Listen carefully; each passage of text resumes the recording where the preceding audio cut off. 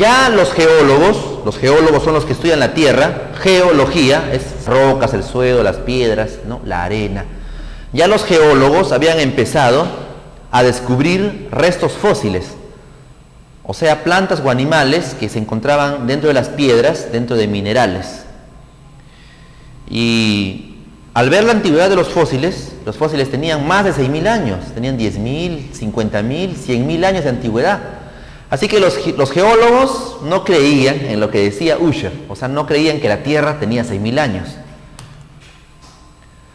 Alrededor del año 100, ¿no? El año 100 de nuestra era, había un sabio árabe llamado Al-Hasan o Al-Hassem.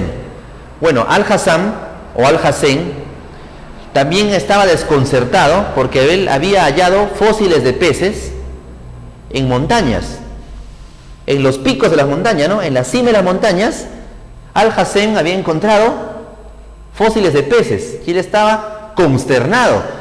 ¿Cómo es posible? Podemos encontrar tal vez fósiles de peces en la orilla del mar, en la orilla de un río, pero en la punta de un cerro, ¿cómo vamos a encontrar restos de peces? Así que Al-Hassen estaba aturdido.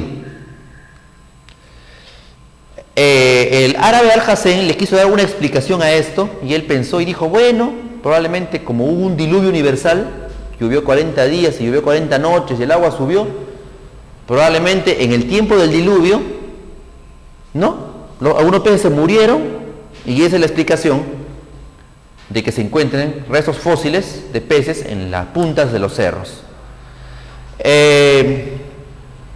Hace 500 años, en el Renacimiento, Leonardo da Vinci también hablaba de restos fósiles de peces en las montañas, en los cerros de Lombardía.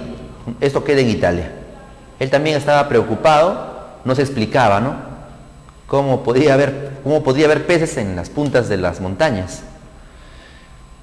Y Leonardo da Vinci notó que las montañas de Lombardía estaban alejadas, pero muy alejadas del mar. Inclusive, si uno va al callejón de Huaylas y tiene suerte, por ejemplo, la vez pasada ya estuve por la localidad de Huari y pude encontrar restos fósiles de caracoles marinos en Huari, que es la sierra del Perú. ¿Cómo llegaron los caracoles marinos a la sierra de Ancash? Los científicos estudiaron a partir del año 1700 la corteza terrestre y empezaban a sospechar de que la Tierra no tenía 6.000 años, sino muchos más años de antigüedad. En 1760, un francés llamado Georges de Buffon, más conocido como el Conde Buffon, pero Buffon era su apellido, no tenía nada de gracioso ni de payaso. Buffon sabía que el interior de la Tierra estaba caliente. Nuestro planeta es una esfera y en el centro de la Tierra pues está muy pero muy caliente, hace un calor tremendo de miles de grados. Eso lo sabía Georges de Buffon. Buffon hizo un experimento muy simpático. Él agarraba, hacía bolitas de barro, bolitas chiquitas como una canica, bolitas medianitas como una madeja, una bola de lana, bolitas de barro más grandes como una pelota, hacía bolitas de barro. Luego Buffon agarraba las bolitas de barro y las metía en un horno y las calentaba hasta que las pelotitas de barro se ponían rojas, o sea, se ponían al rojo vivo. Luego Buffon sacaba las pelotitas de barro y contaba el tiempo que demoraban en enfriarse. La pelotita chiquita, por ejemplo, del tamaño de una canica, la calentaba en el horno y demoraba unos 1 minuto, 2 minutos en enfriarse. Se hacía una bola de barro del tamaño de una pelota de fútbol, más o menos. Buffon la calentaba en el horno, la sacaba y contaba el tiempo que demoraba en enfriarse. Y demoraba 1 hora o 2 horas. Con este experimento, Buffon quería calcular cuánto tiempo tardaría en enfriarse el planeta Tierra. Él calculó que la esfera del planeta Tierra era inmensa, calculó la masa y calculó que el planeta Tierra tardaría en enfriarse 75.000 años. Si el planeta Tierra estaba caliente y era como una bola de arcilla, tardaría en enfriarse 75.000 años.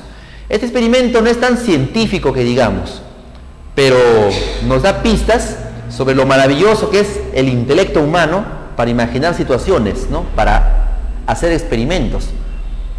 Y Buffon calculó que la edad de la Tierra no era 6.000 años, sino 75.000 años. Y obviamente toda la iglesia se le fue encima, la iglesia católica y la iglesia protestante. ¿Cómo es posible? Blasfemia, contradice lo que dice la Biblia, es un demonio, etc., etc. Algunos años después, en 1785,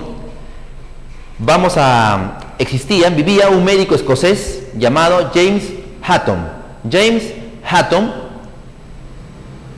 seguía las ideas de Buffon, pero él dio un paso más adelante. Veamos qué hizo James Hutton. Hutton era aficionado a estudiar minerales, a estudiar rocas, y con el tiempo abandonó su profesión y dedicó toda su vida al estudio de las rocas, al estudio de los minerales. O sea, Hutton se volvió geólogo. Los resultados de sus investigaciones salieron publicadas en un libro titulado Teoría de la Tierra, o sea, la teoría del planeta Tierra. En este libro, Hutton tenía abundantes datos que demostraban que la Tierra no tenía 6.000 años, ni 75.000 años.